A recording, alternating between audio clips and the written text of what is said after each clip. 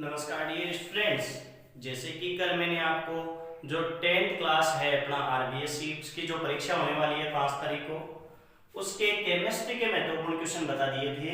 Chemistry के 3 topic थे अपने, जिसमें पहला था रासायनिक अभिक्रियाएं और समीकरण, दूसरा अम्ल क्षारक लवण, तीसरा धातु और अधातु। आज मैं आपको जो बायोलॉजी के चैप्टर है पार्ट नंबर 6 और पार्ट नंबर 7 और 9 इनसे क्वेश्चन बताने वाला हूँ। इससे पहले एक क्वेश्चन प्यारे विद्यार्थियों में कल केमिस्ट्री का बताना भूल गया, जब मैं आपको बता दूं कि पार्ट नंबर 3 में NaCl या फिर Na2 का निर्माण इलेक्ट्रॉन के स्थानांतरण से समझाइए। ये क्वेश्चन भी एग्जाम की दृष्टि से बहुत ही महत्वपूर्ण क्वेश्चन है, ठीक है। या सोडियम का इलेक्ट्रॉनिक विन्यास पूछ सकता है इसके बीच में से। अब देखिए हम पार्ट नंबर 6 की चर्चा करते हैं। पार्ट नंबर 6 आपका है पोषण। यहां से देखिए सबसे पहले हम छोटे छोटे क्वेश्चनों की हम चर्चा करें तो सबसे पहली बात तो कि पत्तियों का रंग हरा क्यों दिखाई देता है, तो किसके कारण होता है भाई? क्लोरोफिल के कारण। दूसरा और टॉप महत्वपूर्ण क्वेश्चन है वो पक्का कंफर्म लिया आएगा, वायवीय और अवायवीय श्वसन में अंतर बताइए। वायवीय और अवायवीय श्वसन में अंतर पक्का कंफर्म क्वेश्चन ये आएगा।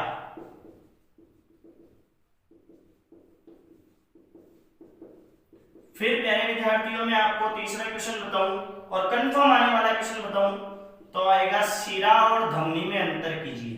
कंफर्म क्वेश्चन आएगा, शिरा और धमनी में अंतर कीजिए।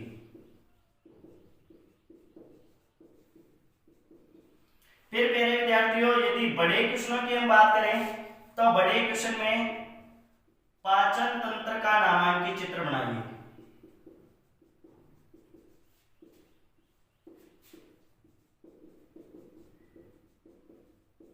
ए में तो ये आ सकता है, इसके ब में हाइड्रोक्लोरिक अम्ल के कार्य बताइए। और इसी में एक क्वेश्चन और प्यारे विद्यार्थियों से में मान लेते हैं अपन, वो ऐसा पूछा जा सकता है लार की भूमिका बताओ। और पाचन से एक अति महत्वपूर्ण क्वेश्चन जो कंफर्मली देखने को मिल सकता है वो क्वेश्चन है कि लार में कौन सा एंजाइम पाया जाता है। तो लार में टाइलिन एंजाइम पाया जाता है।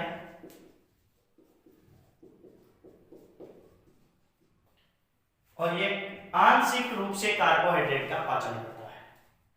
फिर इसी प्रकार लार की भूमिका, लार भोजन को नष्ट बना देती है, टाइलिन एंजाइम पाया जाता है, आए भोजन के साथ आए हुए जीवाणुओं को नष्ट कर देती है, ये सब कार्य ये पूछ सकता है। एक वसा का पाचन करने वाला एंजाइम कौन सा है, तो वसा पाचक एंजाइम हो गया आपका लाइपेज। बहुत सी बार आया हुआ क्वेश्चन। प्रोटीन का ट्रिप्सिन, काइमोट्रिप्सिन, रेनिन, ये सब एलसीएल के कार्य ये भी आ सकता है। फिर प्यारे विद्यार्थियों हम यदि बात करें अगला, यदि दूसरा हम क्वेश्चन की बात करें, 5वें क्वेश्चन की बात करें तो मानव हृदय का नामांकित चित्र बनाइए। संरचना और क्रियाविधि बताइए। क्या आ सकता है? संरचना और क्रियाविधि।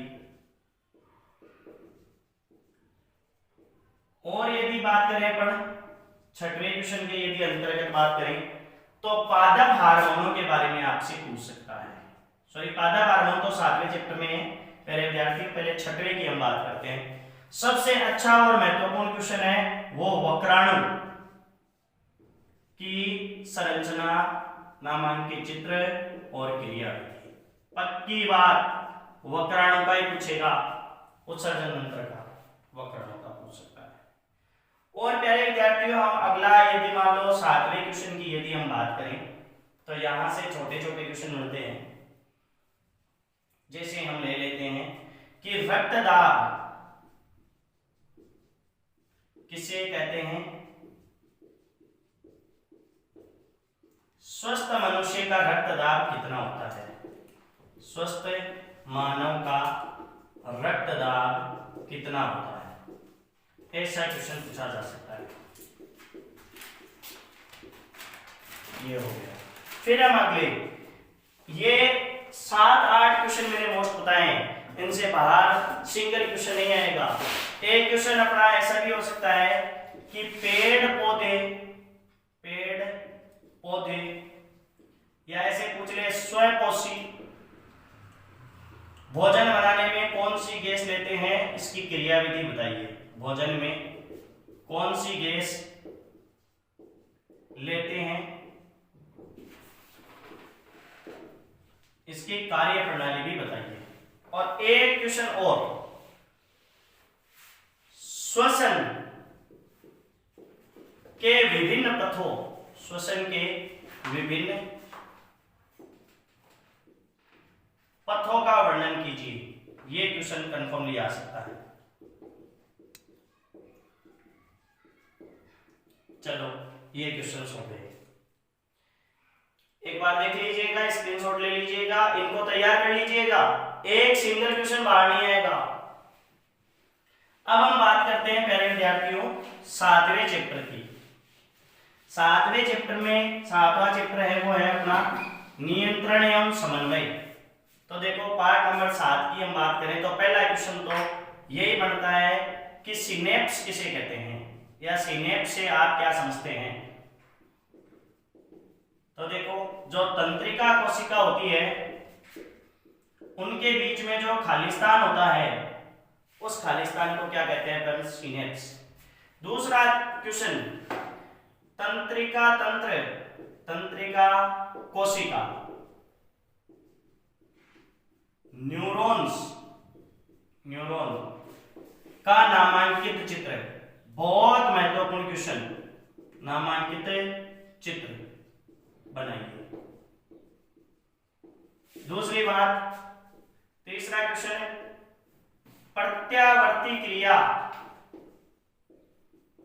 एवं चाप के बारे में समझाइए।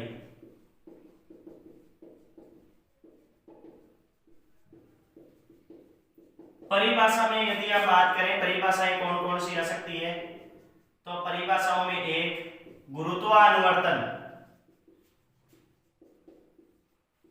प्रकाशानुवर्तन एवं रसायनानुवर्तन आ सकता है। रसायनानुवर्तन। और अगला यदि मैं चौथा क्वेश्चन यदि आपको बताऊं तो पादप हार्मोन के बारे में पूछ सकता है, जिसमें जिब्रेलिन, साइटोकाइनिन,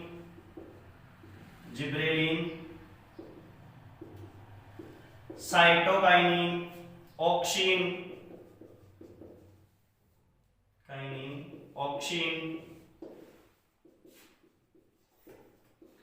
एब्सिसिक अम्ल, इन सब के बारे में ये पूछ सकता है। एक बात, पादप के बारे में बात करें तो जाइलम और फ्लोएम के बारे में पूछ सकता है। किसके बारे में पूछ सकता है? जाइलम एवं फ्लोएम उत्तक के बारे में पूछ सकता है। उत्तक के कार्य बताइए। फिर छठवां यदि हम क्वेश्चन पूछे इससे तो वो पूछ सकता है मानव मस्तिष्क का नामांकित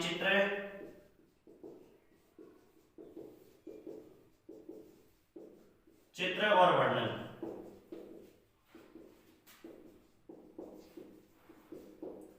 अब यहां से यदि छोटे क्वेश्चनों की बात करें तो छोटे क्वेश्चनों में क्या पूछ सकता है? छोटे क्वेश्चनों में अंतःस्रावी से पूछ सकता है, जैसे पीयूष ग्रंथि से स्रावित हार्मोन, थायराइड से स्रावित, थायराइड को हम आउटो ग्रंथि भी बोलते हैं, ठीक है। फिर दूसरी बात, पीयूष से क्या हो जाएगा? पिट्यूटाइन हार्मोन, आउटो ग्रंथि या फिर थायराइड से थायरोक्सिन कहाँ पाई जाती है? गले में पाई जाती है। ठीक है, हमें डॉक्टर्स आयोडीन युक्त नमक खाने की सलाह क्यों देता है? क्योंकि थायरोक्सिन हार्मोन के लिए आयोडीन की आवश्यकता होती है, और आयोडीन की यदि कमी हो गई तो हमारे गलगंड के थायरोक्सिन हार्मोन की कमी हो जाएगी, गलगंड घेन का रोग हो जाएगा, जिससे गले से संबंधित ये रोग है, गला फूल करे आगे की ओर निकल जाता है। ऐसे क्वेश्चन एक बार इनका स्क्रीनशॉट लीजिए, मैं हार्मोन बता देता हूं आपको। अब देखिए, अब अगला हम बात करें तो अगली अपने पास में ग्रंथि आ गई, वो कौन सी आ गई? पैराथायराइड।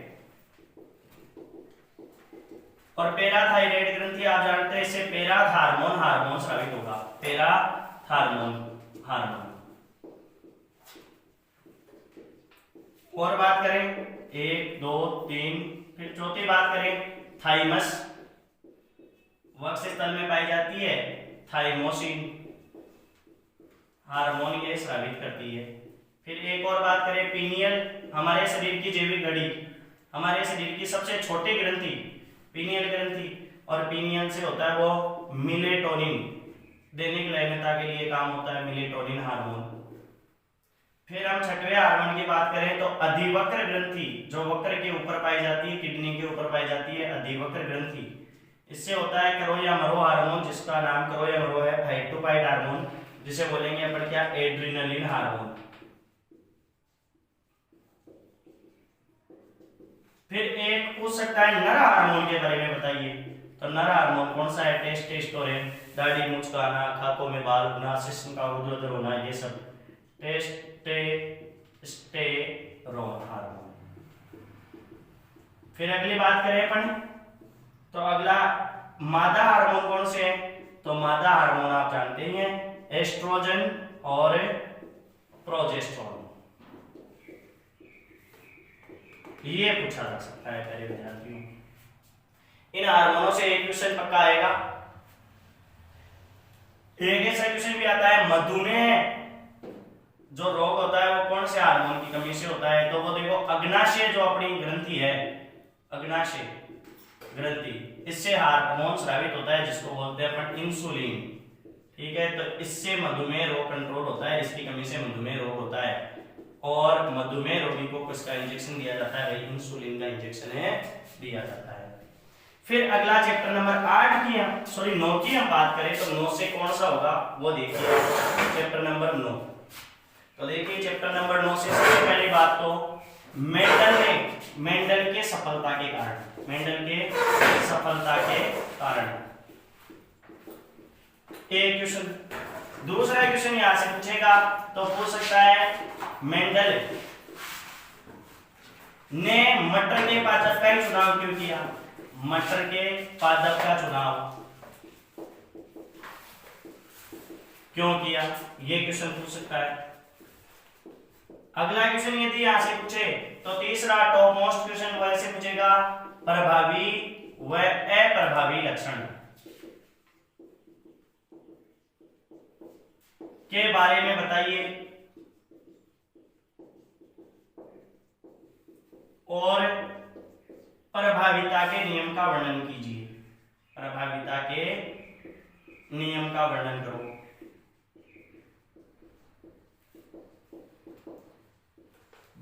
अगर चौथा पूछेगा तो यह पूछ सकता है, युग्मकों की शुद्धता के, युग्मकों की शुद्धता के नियम को लिखिए।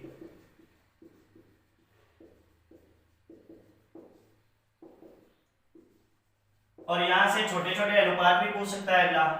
और अगला क्वेश्चन और टॉप मोस्ट क्वेश्चन में यदि हम बात करें पांचवा क्वेश्चन, तो यहां से वो पूछ सकता है कि मनुष्य में लिंग निर्धारण को समझाइए।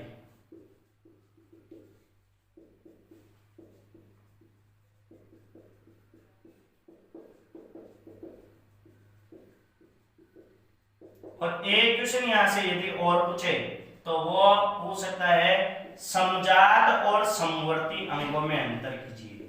समजात व समवर्ती अंगों में अंतर कीजिए।